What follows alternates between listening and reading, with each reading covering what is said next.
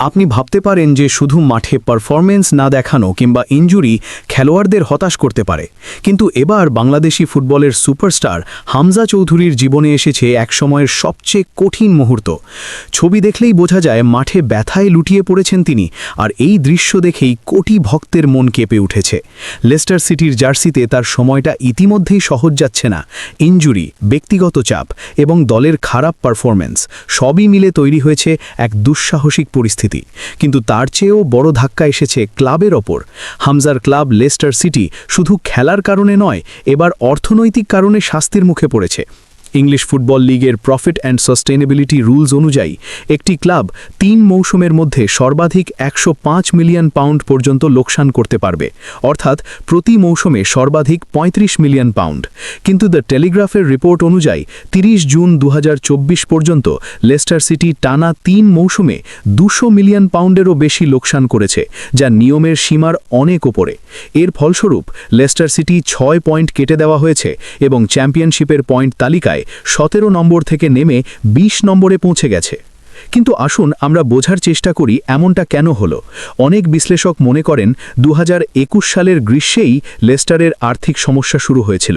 সে সময় তারা বড় কোনো খেলোয়াড় বিক্রি না করেই নতুন খেলোয়াড়দের জন্য ৫০ মিলিয়ন পাউন্ডেরও বেশি ব্যয় করেছে, অর্থাৎ বিনিয়োগ অনেক বেশি কিন্তু আয়ের যোগান তেমন নেই। এরপর ২০২২-২৩ মৌসুমে পরিস্থিতি আরও জটিল হয়। ক্লাবের বেতন খরচ আয়ের চেয়েও বেশি হয়ে দাঁড়ায়, যা প্রায় ১১৬%। এক কথায় লেস্টার সিটির আর্থিক অবস্থা তখন এমন পর্যায়ে পৌঁছায় যেখানে নিয়ম অনুযায়ী তারা শাস্তি পাওয়া অবধি পৌঁছাতে বাধ্য হয়।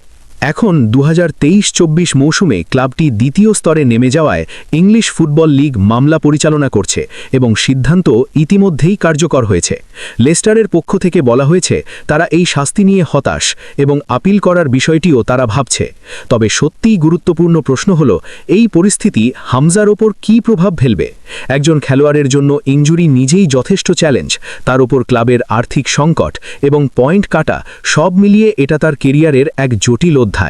বাংলাদেশি ফুটবল ভক্তরা অবশ্যই চিন্তিত, কারণ তাদের সুপারস্টারের মানসিক এবং শারীরিক অবস্থার ওপর এই চাপ সরাসরি প্রভাব ফেলতে পারে। তবে শুধু নেতিবাচক দিকটাই নয়, এই পরিস্থিতি ফুটবলের এক নতুন বাস্তবতার সঙ্গে পরিচয় করাচ্ছে।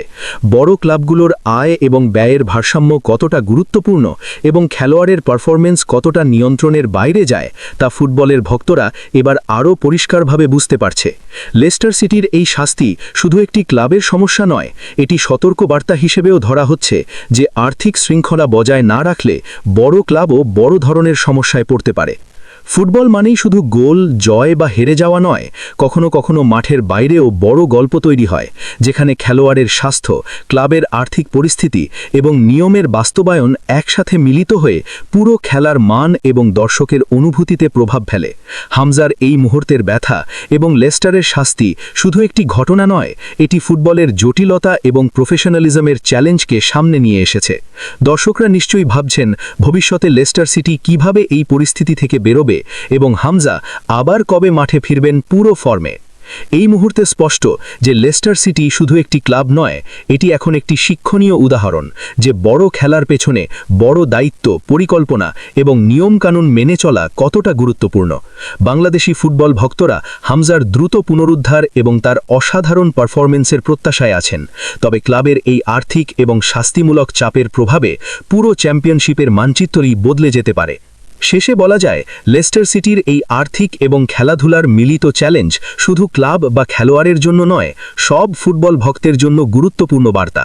যারা ভাবেন ফুটবল মানেই শুধু গোল, তাদের জন্য এটা মনে করিয়ে দিচ্ছে বড় ক্লাব পরিচালনা করা মানেই বড় চ্যালেঞ্জ, আর একজন খেলোয়াড়ের ইনজুরি কখনো কখনো তার কেরিয়ারের সঙ্গে ক্লাবের পরিস্থিতির সংযোগকে আরও জটিল করে তোলে।